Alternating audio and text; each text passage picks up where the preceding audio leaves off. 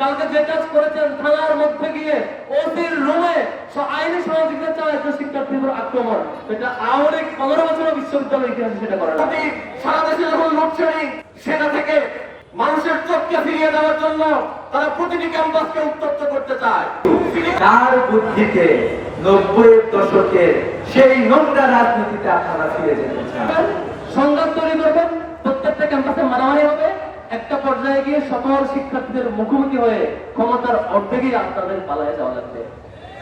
অথবা চিত্রপট 2, আপনারা 5টা বছর ক্যাম্পাসে প্রত্যেকটা সংগঠন তাদের পলিটিক্যাল প্র্যাকটিস জারি রাখবে, আপনারা কোঅপারেট করবেন, শিবিরের বিরুদ্ধে যা মন চায় মিছিল করেন, কিন্তু আক্রমণ করবেন না, মিনিমাম ডেমোক্রেটিক প্র্যাকটিস মেনটেন করবেন, ঠিকঠাক মতো 5টা বছর শাসন করবেন। আগামী 5 বছর পরে দেখা যাবে জনগণ কি সিদ্ধান্ত নেয়। অন্তত মাঠ পথে পালানোর ইতিহাস তৈরি হওয়া লাগবে না। এই দুটো অপশন আপনাদের আছে। যদি আপনারা দ্বিতীয় পথ অবলম্বন করেন, যদি আপনারা গণতান্ত্রিক প্র্যাকটিসকে মূল্যায়ন করেন, সম্মান জানান, আপনারা স্বাভাবিক নীতিমালা অনুযায়ী করেন, তাহলে আপনাদেরকে সহযোগিতা করব।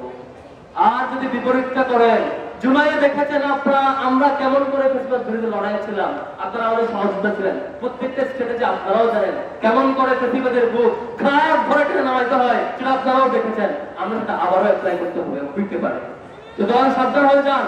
আপনাদের মধ্যে অনুরোধ করবো, যে কাজ করেছেন গত কয়েকদিন, কালকে যে কাজ করেছেন থানার মধ্যে গিয়ে ওসির রুমে আইনি সহযোগিতা চায় শিক্ষার্থীর উপর আক্রমণ, এটা আওয়ামী লীগ 15 বছর বিশ্ববিদ্যালয়ের ইতিহাসে সেটা করে না।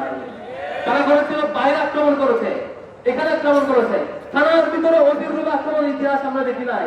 আমরা দেখি নাই সাংবাদিকদেরকে এখানে সংঘবদ্ধভাবে আক্রমণ করা।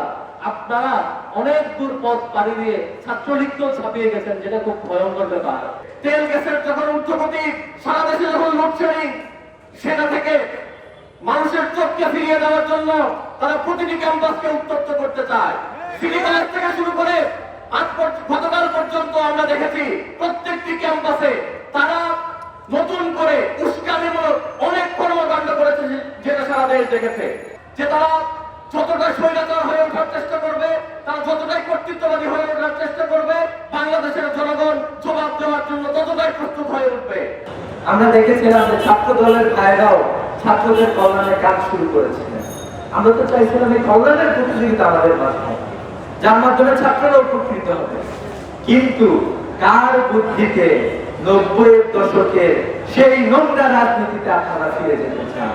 জুলাইয়ের পরে আমরা এখনো দেখতে পাচ্ছি আমাদের ভাই আশরাফুল, ছাত্র দলের সন্ত্রাসীরা ছুরি চাপাতি হাতে আমাদের ভাই আশরাফুলের পা দ্বিখণ্ডিত করেছে।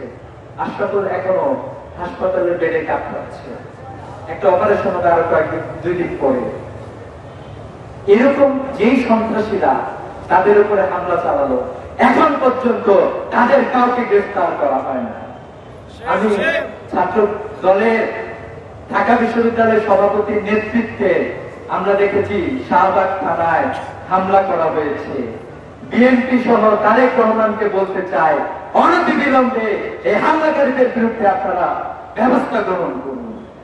আজকে ছাত্র দলের সভাপতি সহ সেক্রেটারি তারা মাপ চেয়েছেন যে বিশ্ববিদ্যালয়ের কিছু শিক্ষার্থীর উপরে তারা মত ক্রিয়েট করেছেন। আমরা বলবো আপনারা অনতিবিলম্বে আপনারা আপনাদের এই ধরনের কার্যক্রম পরিত্যাগ করুন।